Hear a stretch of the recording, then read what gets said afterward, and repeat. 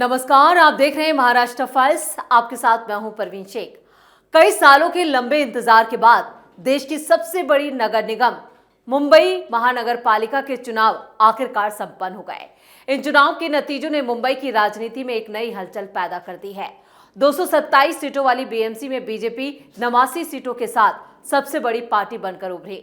वहीं एकनाथ शिंदे की शिवसेना को 29 सीटें मिली हैं। इस तरह महायुति गठबंधन के पास कुल 118 सीटें हो गई, जो मेयर पद के लिए जरूरी बहुमत से ज्यादा है। इस बीच दावोस से ही फडणवीस ने कह दिया है कि बीएमसी में इस बार बीजेपी का मेयर ही बैठेगा, जिसको लेकर अरविंद केजरीवाल का एक बड़ा बयान सामने आया है। देखिए क्या कह रहे हैं आम आदमी पार्टी के संयोजक अरविंद केजरीवाल। देखिए, इतना सारा गड़बड़ करने के बाद भी सब लोग देख रहे थे कि कितने बड़े स्तर के ऊपर भारतीय जनता पार्टी ने गड़बड़ की है। उस सारी गड़बड़ करने के बाद भी वो बहुमत तक नहीं पहुंच पाए। तो इससे साफ जाहिर है कि जनता तो इन लोगों के खिलाफ है, पर पूरी मशीनरी का दुरुपयोग करते हैं। केजरीवाल, जिन्हें दिल्ली की जनता ने खदेड़ दिया, जो एमसीडी से भी भगाए जा चुके हैं और जल्द ही पंजाब से भी इनका सुपड़ा साफ होने वाला है, वो बीजेपी पर बयान देते हैं तो लोग उन्हें सोशल मीडिया पर ट्रोल ना करें, ऐसा हो ही नहीं सकता। अब उनके इस बयान के बाद उनकी जमकर फजीयत हो रही है। अब एक नजर डालते हैं महाराष्ट्र की टॉप हेडलाइंस पर। बीएमसी मेयर पर 22 जनवरी को होगा फैसला। उद्धव फडणवीस ने बदला पूरा गेम, शिंदे को जबरदस्त झटका। सुप्रीम कोर्ट के फैसले से एकनाथ शिंदे का बदल सकता है गेम। 21 जनवरी को असली शिवसेना पर सुप्रीम कोर्ट में होगी सुनवाई। होटल में कैद से नाराज शिंदे सेना के पार्षद, दल बदल रोकने के लिए पार्टी ने जब्त किए सारे प्रमाण पत्र। केडीएमसी चुनाव में स्पष्ट बहुमत, मेयर को लेकर महायुति में टकराव तेज। बीजेपी और शिवसेना ने ढाई साल की दी दावेदारी। संदीप जोशी को मनाएंगे सीएम देवेंद्र फडणवीस। संन्यास के ऐलान के बाद नागपुर बीजेपी में सियासी हलचल तेज। खबरों में सबसे पहले बात बीएमसी के मेयर की। बीएमसी देश की सबसे अमीर महानगर पालिका है। ऐसे में इसके मेयर को लेकर हलचल तेज होना स्वाभाविक है। इस बार मुकाबला महायुति और उद्धव ठाकरे के बीच। महायुति यानी बहुमत के पास होने के बावजूद उद्धव ठाकरे का यह कहना कि भगवान की मर्जी होगी तो हमारी पार्टी का मेयर बनेगा। बीएमसी के 227 सीटें हैं और बहुमत का आंकड़ा 114 का है। मौजूदा स्थिति में बीजेपी और शिंदे शिवसेना की महायुति के पास 118 पार्षद हैं, यानी वो बहुमत से 4 वोट आगे हैं। वहीं उद्धव ठाकरे की शिवसेना यूबीटी और मन से मिलकर 71 पार्षद तक पहुंच रहे हैं। कागजों में देखें तो तस्वीर साफ लगती है, लेकिन असली खेल अभी बाकी है। बीएमसी में मेयर का चुनाव सीधे बहुमत से ही नहीं, बल्कि आरक्षण सिस्टम से भी जुड़ा होता है। 22 जनवरी को मेयर पद के लिए आरक्षण की लॉटरी निकाली जानी है। पिछली बार मेयर का पद ओपन कैटेगरी से था, लेकिन रोटेशन के नियम के तहत इस बार ओपन कैटेगरी नहीं होगी। इस बार लॉटरी एससी, ओबीसी या एसटी कैटेगरी में से किसी एक पर आकर टिकेगी। अगर लॉटरी एससी या ओबीसी कैटेगरी से निकलती है तो महायुति की राह आसान मानी जा रही है। इन दोनों वर्गों में बीजेपी और शिंदे शिवसेना के पार्षद मौजूद हैं। ऐसे में वो आसानी से अपना उम्मीदवार उतारकर मेयर की कुर्सी पर कब्जा कर सकते हैं। यही वजह है कि महायुति फिलहाल खुद को मजबूत स्थिति में मान रही है, लेकिन असली सस्पेंस एसटी कैटेगरी को लेकर है। पूरे मुंबई में एसटी कैटेगरी की सिर्फ 2 सीटें हैं और दोनों पर उद्धव ठाकरे की शिवसेना के पार्षद जीत कर आए हैं। एक सीट वार्ड 53 से जितेंद्र वलवली की है और दूसरा वार्ड 121 से प्रियदर्शनी ठाकरे की है। इस कैटेगरी में महायुति का एक भी पार्षद नहीं है। अगर मेयर पद की लॉटरी एसटी महिला या एसटी पुरुष कैटेगरी से निकलती है तो मेयर पद के लिए सिर्फ उद्धव ठाकरे की शिवसेना के उम्मीदवार ही योग्य होंगे। ऐसी स्थिति में महायुति के पास 2 ही विकल्प बचेंगे, या तो 2/3 बहुमत जुटाकर तोड़फोड़ की कोशिश करें या फिर मेयर पद यूबीटी के खाते में जाने दें।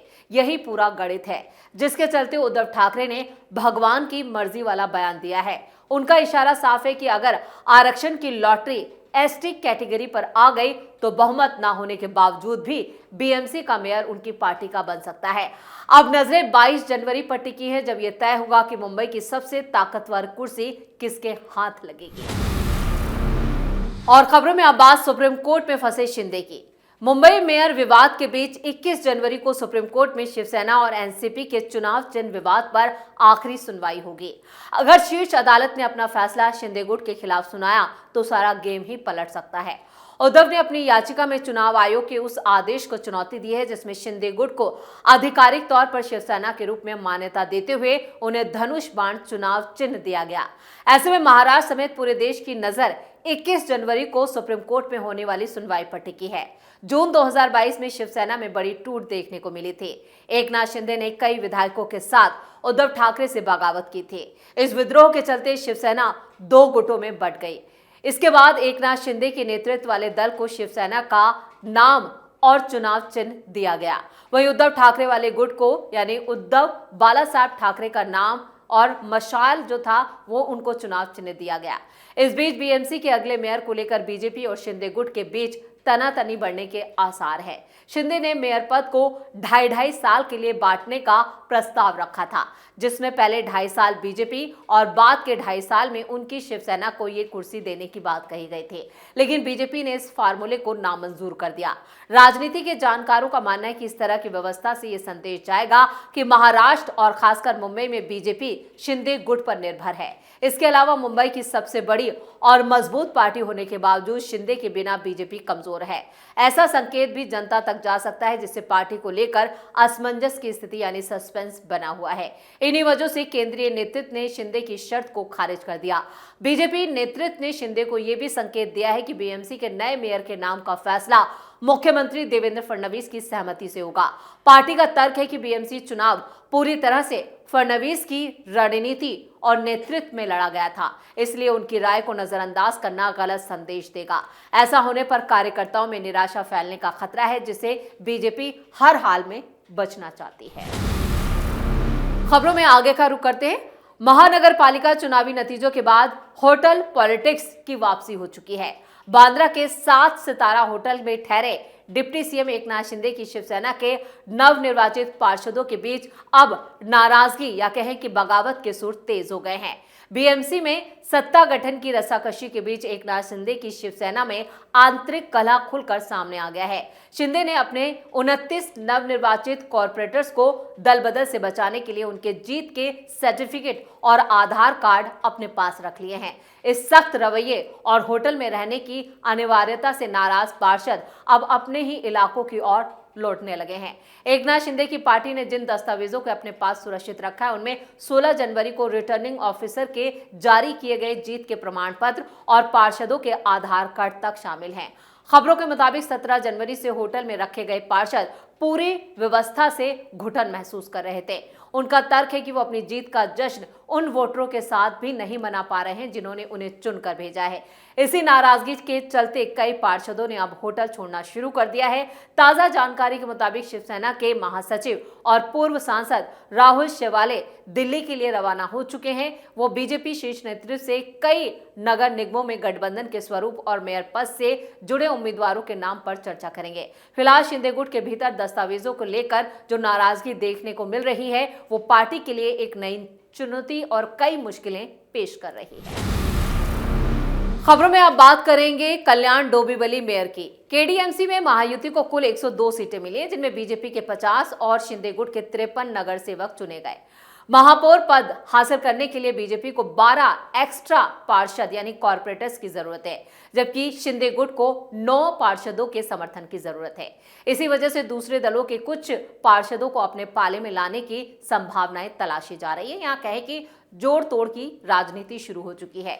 बीजेपी के पूर्व विधायक नरेंद्र पवार ने साफ कहा है कि मेयर पद की पहली 2.5 साल की अवधि बीजेपी को मिलनी चाहिए। उनके इस बयान के बाद महायुति के भीतर अंतर विरोध खुलकर सामने आ गया और राजनीतिक गलियारों में चर्चाओं का दौर तेज हो गया है। इस बीच शिंदे गुट के जिला प्रमुख गोपाल लांगड़े ने मेयर पद पर अपनी पार्टी की दावेदारी को मजबूती से रखा। उन्होंने कहा कि मेयर महायुति का ही होगा, इसमें कोई शक नहीं है। बीजेपी और शिंदे गुट की नजरें विपक्ष के 19 पार्षदों पर टिकी हैं, जिनमें कांग्रेस के 2 और शरद पवार गुट का 1 पार्षद शामिल है। खबरों के मुताबिक कांग्रेस के 2 पार्षदों में से एक और यानी शरद पवार गुट के पार्षद फिलहाल नॉट रीचेबल हैं और इनके शिवसेना यानी शिंदे गुट के संपर्क में होने की चर्चा तेज है। मेयर पद की इस खींचतान के बीच पर्दे के पीछे राजनीतिक गतिविधियां तेज हैं। बीजेपी के पूर्व विधायक नरेंद्र पवार ने दावा किया है कि मनसे और ठाकरे गुट के कई पार्षद बीजेपी के संपर्क में हैं। इस दावे के बाद विरोधी खेमों में चिंता बढ़ गई है। टूट फूट रोकने के लिए शिवसेना ने अपने 11 में से 9 पार्षदों को अज्ञात स्थान पर भेज दिया है। वहीं मनसे के पूर्व विधायक राजू पाटिल ने भी अपने 5 पार्षदों को सुरक्षित ठिकाने पर रखा है। ठाकरे गुट के चुनाव चिन्ह पर जीतने के बावजूद मनसे से जुड़े 2 पार्षद भी इसी गुट में शामिल हैं, जिससे कुल 7 पार्षद एक साथ रखे गए हैं।